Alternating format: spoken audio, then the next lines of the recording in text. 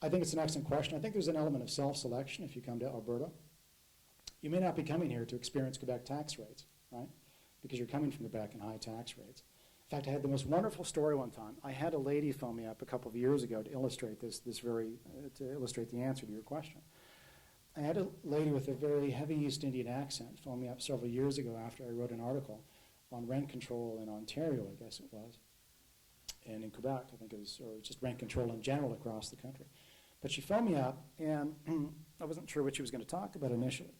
But in this very thick accent, you would have thought, if you hadn't heard the accent, you would have thought she might have been, if I can put it this way or use the stereotype, she might have been a Southern Alberta rancher, right, who was complaining about government and the cost of government and the interventionist government.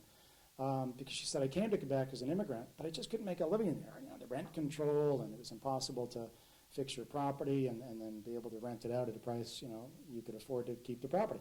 So she eventually moved to Calgary, and she was just loving Alberta. And she was just, I mean, she could have written some of the poetry and some of the literature I just quoted you here today. She loved Alberta because it's a land of opportunity.